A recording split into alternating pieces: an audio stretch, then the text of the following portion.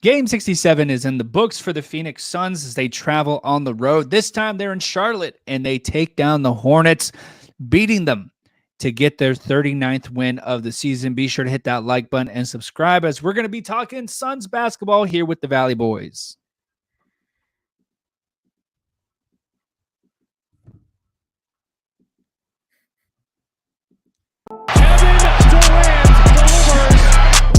Gorgeous move from Bradley Beal.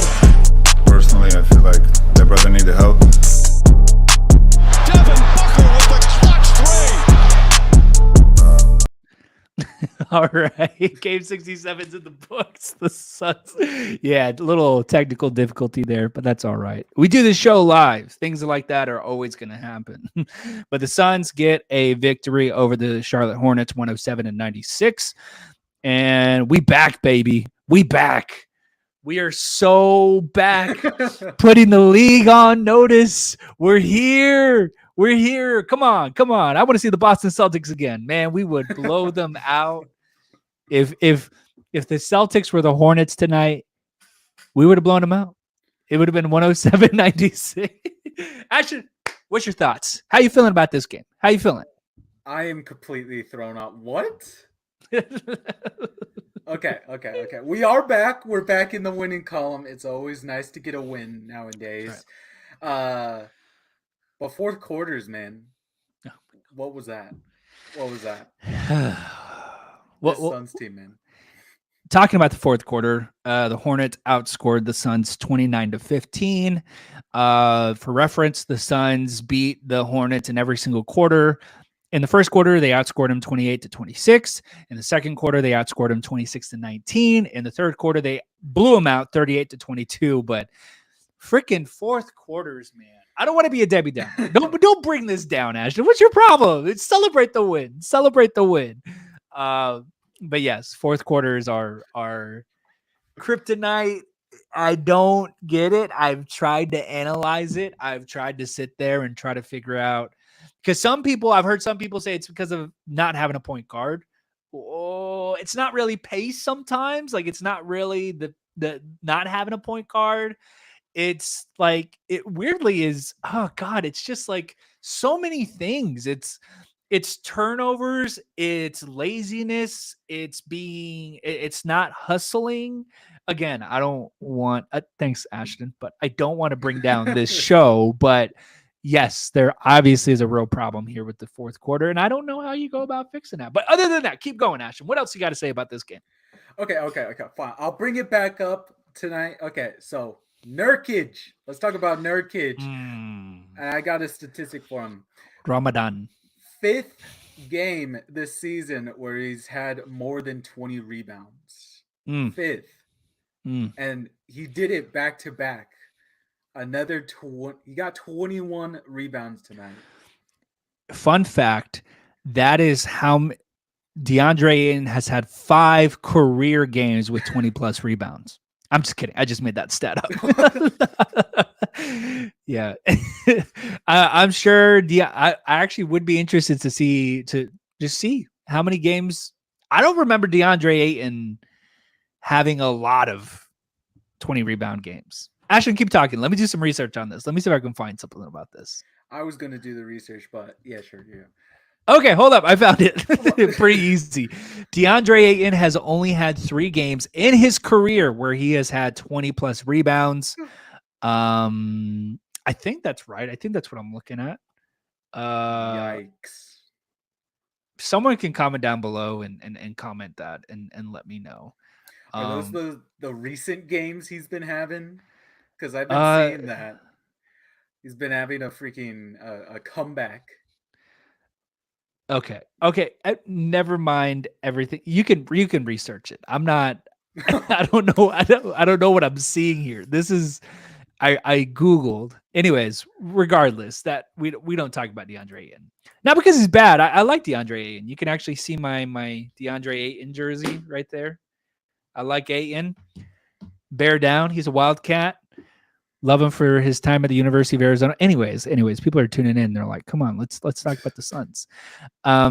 Yes. And like I said, look, I told y'all last night, if you were watching, I wasn't worried about this game. I could have watched this game with my eyes closed, and earmuffs on, because I knew we were going to win. And you know what? Sometimes we start games in the first quarter and, it's a little bit dicey. But like, this is the NBA, man. Like, you're going to play a competitive team every single night. They're talented players. These players are the best players in the entire world at the sport of basketball. So if they're gonna punch you in the mouth every now and then. They're gonna score some baskets and they're gonna make it competitive. But it's up to you as a team that if you are actually that good, you're supposed to hold them off and just ride the waves, ride the runs that are coming your way, and come out on top because you are the better team. So, first half was a little bit dicey. There was a few things that I saw that I was like, come on. But I told you last night, I was like, I just need to see this team be dominant. I just need to see this team like click and take care of an opponent. And I think I got my wish tonight. I think this win was just like, I don't need to stress over a game. I don't need to have an aneurysm about a freaking basketball game and watching these Suns being so difficult. And tonight they did. And it wasn't anything flashy. Durant, KD didn't put up 50. Book didn't put up 30. Bill didn't put up 30. It was a pretty quiet game from everyone, and we took care of the Hornets pretty decisively. What do you got to say about that? Yeah, I was just enjoying tonight. I had my arms behind my head, just relaxing, enjoying it. Honestly, I did not care about the Hornets unless they led by 10. That was like in the first quarter when we were kind of down by them. Yeah. But I mean, yeah, we just locked them up. We did. And I think at one point, honestly, I was just like, are we just playing this really good of defense, or the Hornets this bad? Because they were missing shots like so much. But I was like, you know what the heck? I'm not gonna let this bring me down. I'm just, we're getting the win tonight. That's all that matters. But yeah, they were pretty atrocious. 35 and 94 for an overall 37 shooting percentage. They only made 6 threes tonight. I mean, there's a reason why they're 17 and 50. They're a pretty bad basketball team. Yeah, they're pretty bad. So, but hey, man, I'll take the dub. And ever since the All-Star break, let's do a little bit of math. Let me see, 2, 4, and 4. We are, wait, okay, hold up. 2 and 2, 4 and 4, 4, 5, 5, 5. We are back to 500. Ever since the All-Star break, we are 6 and 6. Look, I know people are frustrated with some of how we played in the past few weeks and stuff, but I think if you could be around 500 and be 5 and 5 in your past 10 games, like that's a pretty good spot. I don't like it when you drop below 500 because that's pretty concerning. But if you can just kind of stay in that mix and get on a run, like what I'm hoping and predicting that we're going to see here in the next few games, I like where we are. Like we're still in contention. What do you think about that, Ashton? Yeah.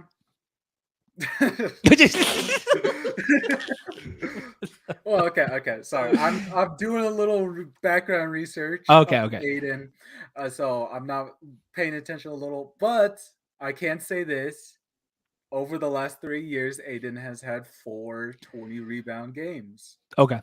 There you go. Nurk is better. And he did it all without eating any food today. He's just drinking water. And like we said last night, Nurkic, we know you're not eating, but you are eating that glass board and 21 rebounds. Should we just make it a thing where Nurk doesn't eat for the rest of the regular season, even when Ramadan is over? Because man is balling out. He is unstoppable. I love what he's doing for this team, which weirdly enough, okay, here we go. Ashton, in the past several games, who do you think who would you say is the most consistent player on this team? In like the past several games, like who's the one that you're like, that dude's going to ball out tonight? Like he's going to do his job.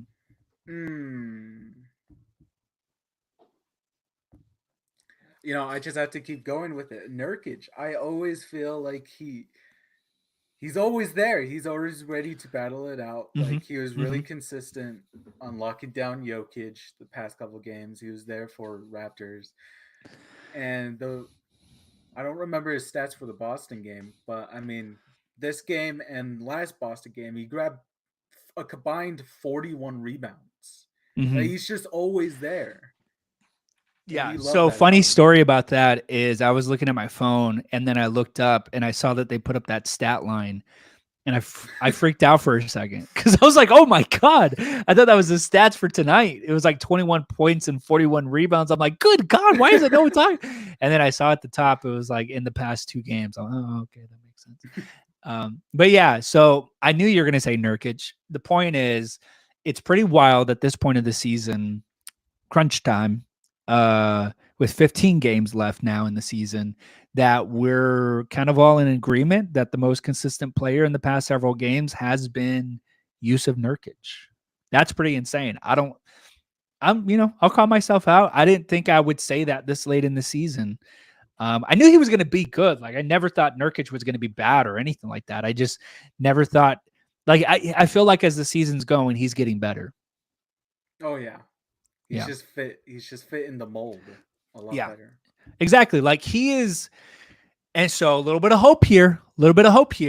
So the vision for Nurkic was that he was going to be this defensive guy, this rebounder, this distributor. That was always the vision when Nurkic was signed on to this team or when he was traded to this team.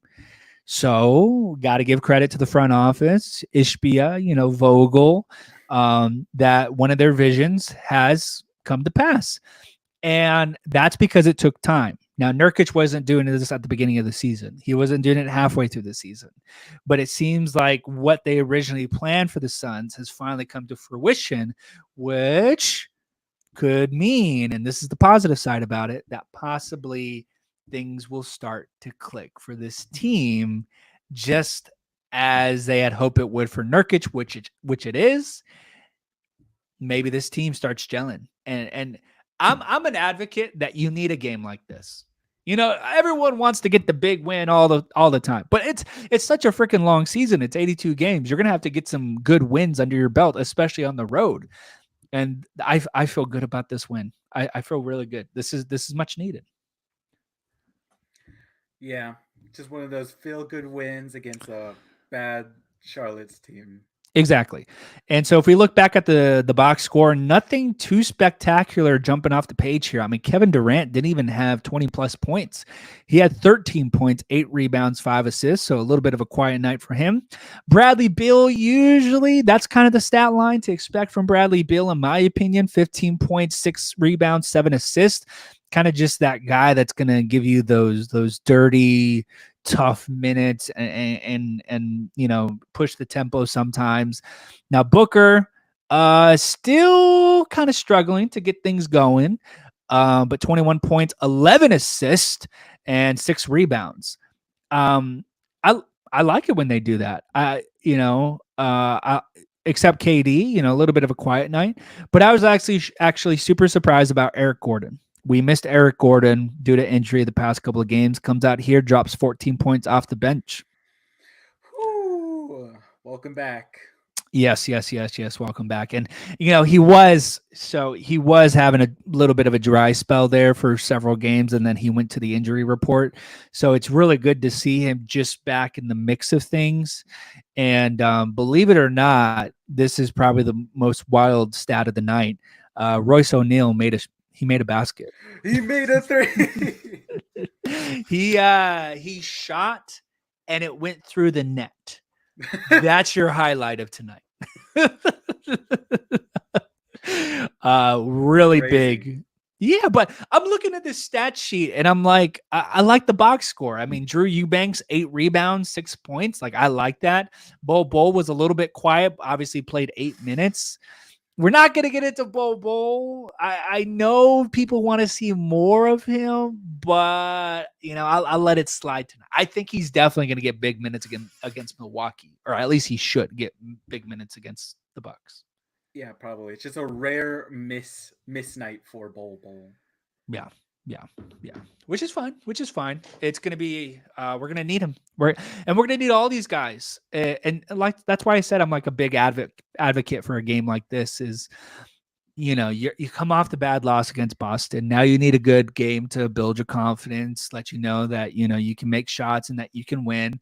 Now you have another tall task to take on Milwaukee, which Milwaukee right now currently stands as the number 2 seed in the Eastern Conference. They're 26-7 at home. So it's going to be tough. And I think it's important to get a win like this in Charlotte to get this confidence to hopefully go into Milwaukee and get a win and put us back on the map. We've been dropping these tough games, but I think if you can go in Milwaukee and they've been doing pretty good post All-Star break with Doc Rivers. So if you can go into Milwaukee, Giannis is going to have his 30. Like Giannis is just going to be Giannis.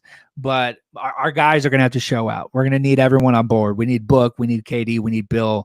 I'm really excited for this Milwaukee game coming up on Sunday, which is super early. It's actually super early there for you, Ashton. Oh, yeah. 10 a.m. Game's like at 10 a.m. What the frick is that about, huh? Yeah, you got an early game. You're going to be eating breakfast watching this basketball game. This is actually the only second 10 a.m. game I ever had to watch. The first one was very early on in the season when we faced. But in my experience, I always like watching early games. For the NFL with the Cowboys, I like getting my nerves out of the way to start the day. So you're not waiting all day. The absolute worst is big game, and we got to wait till the end of the night. Like it's the final game of the night, and then they lay an egg. And they get blown out. It's like, God dang, I waited all day just to watch this. And now I'm stuck watching this mess until midnight. Yeah, it's so all that to say that I'm glad the game's early. Well, early for you. For me, Central Time Zone, it's going to be at noon. But yeah, Suns take down the Hornets. Talking about NBA standings, I'm looking right now. I don't know if you want to drop in on this, Ashton, but I'm looking right now. I see the Suns at the 7th seed. Yeah, we're currently in the 7th seed. Yeah. 15 games left, and if I'm not mistaken, that would be the top play-in spot. Yes. Yes. Yeah. And here we go. This is a perfect. Yeah. So that would mean we would, if the season ended today, we would be taking on the Dallas Mavericks. And if we were to win that game, we would go and take on Denver in the first series, which that one would be a slugfest. I think that series might go 7. Really? Yeah. I mean, that's back and forth. Nurkic plays Jokic so well that he doesn't completely neutralize him. But he does a better job than DA ever did. And I like the other matchups. They have great role players in Denver, but I like what our guys can do when they have it together. And then obviously got the Lakers and the Warriors on the other side, which I don't care who comes out of that. I think whoever wins that, they're easily taking down the Thunder. Oh, you're aligning with that one person. What that one person said on ESPN. Oh well, I know that was Shaq. Shaq said that, but yeah. But I'm not scared of OKC. I want OKC in the first round. Give me OKC. Yeah, give me OKC. Give me Minnesota. Give me the Pelicans. Those maybe I would take the Kings. I would take a lot of other teams, but Denver is that's going to be tough. That would be tough. It'd be a fun series, in my opinion. Yeah, hopefully we get another rematch of Jokic and Matt Ishbia. Oh yeah, I totally forgot about that. But in line with our predictions, last show we talked about this stretch here. I said we're going to go 6-0. What did you? You said 4-2, right? What? I said 5-1. And it was the Milwaukee game that got you nervous. That one's questionable. You don't believe in our team? I also think the Bucks have been having some bad fourth quarters recently. Like Yeah. that Warriors game, they got blasted in the fourth. Yeah. So Yeah. it's gonna be interesting. It'll be interesting. And that game is Sunday, like we said, middle of the day. And that we'll be here. We'll be here, and it'll be a fun time. And then we kind of cruise into a nice, easy schedule there for the next 4 games: Philadelphia, Atlanta, and San Antonio twice. But great win tonight. I'm proud of our guys. I'm loving the team wins. I'm seeing that it's just not one guy winning the game for us. And just watch out.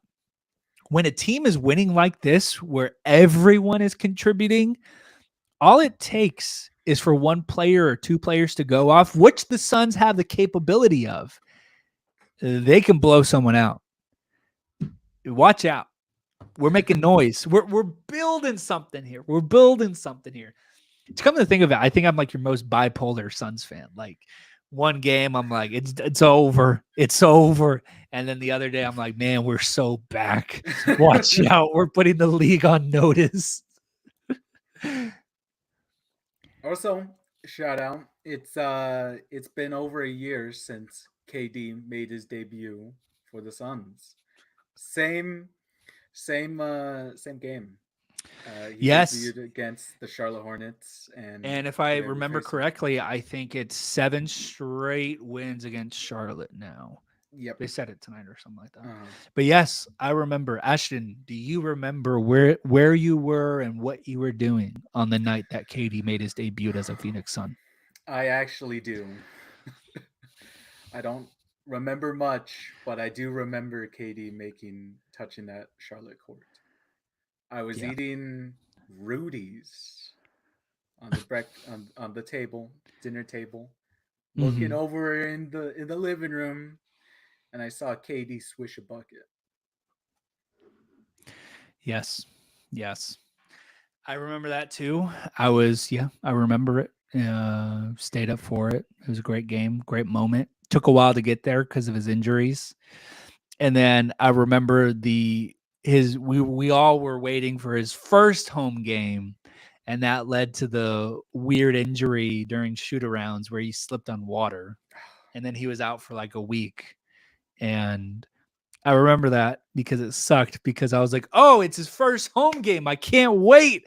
And so we ordered Wingstop, and we were like, we made a big event about it, because I think it was even like on a Friday night.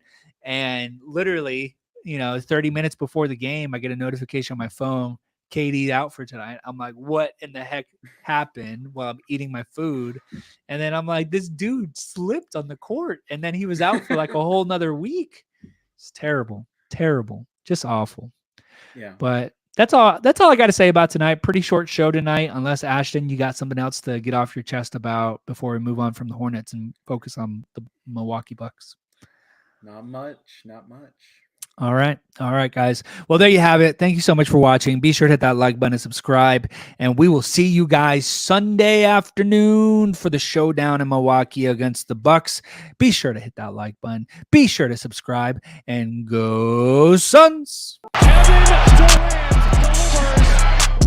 Gorgeous move for Bradley Beal. Personally, I feel like that brother needed help. Devin Booker with the clutch 3. Nice. Another good show.